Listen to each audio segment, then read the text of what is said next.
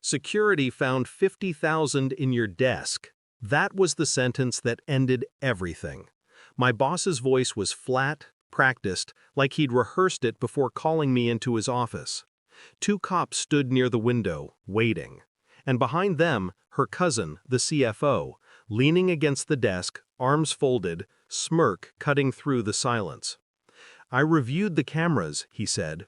"He's guilty. They cuffed me before I even spoke. I didn't resist.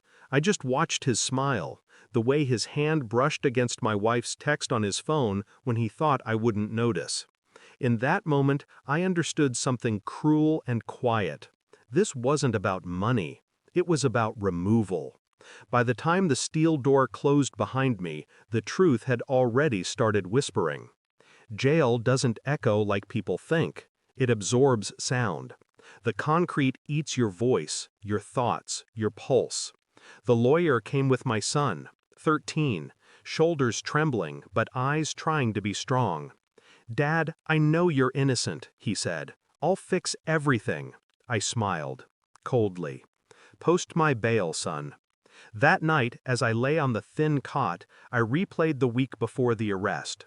The CFO's questions about account access, his casual late-night calls to my wife about financial transfers, the way she'd started locking her phone around me. At the time, I told myself I was imagining it. Stress, overwork, paranoia. But now, sitting in a cell paid for by their lies, it all aligned perfectly. They'd set me up together. And I wasn't going to prove my innocence to them. I was going to make them choke on it. After bail, I returned home quietly. The house smelled like new paint. She'd been renovating. The safe was gone, my study cleaned out. My wife's laughter echoed from the kitchen, on the phone with someone she quickly hung up on when she saw me. I smiled, sat down, listened to the silence. Over the next days, I began collecting. Not clues, patterns. Bank statements, access logs, transaction timestamps. Every deposit they blamed me for matched dates when the CFO was reconciling ledgers. I didn't tell the lawyer, didn't tell anyone. I wanted to hear them lie first. I watched her sleep beside me, pretending everything was normal. Her breathing steady, her hand occasionally twitching. Guilt leaks through the body before it escapes the mouth. She thought she'd destroyed me, but she didn't know what kind of man she married. It took 7 days.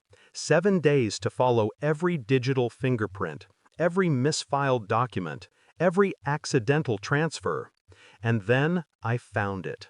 A private offshore account. 2 names attached. Hers and his. Same password pattern as her phone lock. Her maiden name, followed by my birthday. A final insult dressed as sentiment.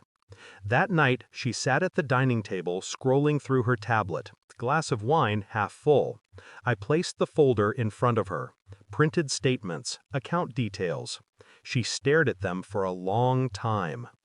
"Where did you get this?" she whispered. "I trained you better than that," I said. "Never leave a trail you can't erase." Her hands shook. Her lips parted. But I wasn't listening anymore. I was studying the way fear finally replaced arrogance. The CFO's name printed beneath hers. The account number. The exact figure. $250,000. Enough to frame me, enough to start over together. "I loved you," she said. I nodded slowly. "That's the part you'll remember wrong." The next morning I visited the office. My boss waited, awkward and apologetic. The CFO arrived moments later, confident, as if still untouchable. I handed the police chief a drive. "Financial audit," I said. "Anonymous source." The chief plugged it in. The files opened like wounds. Bank trails, fake transfers, falsified camera edits. Every crime they'd pinned on me traced back to him. He froze. My wife's name appeared next to his signature. My boss turned pale.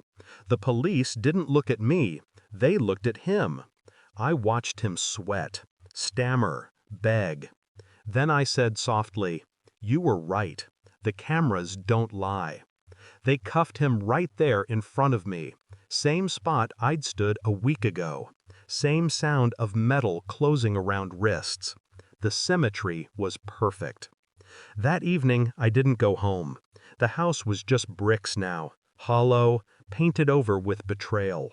My son called. "Dad, they arrested Uncle David. Mom's crying." "I know," I said.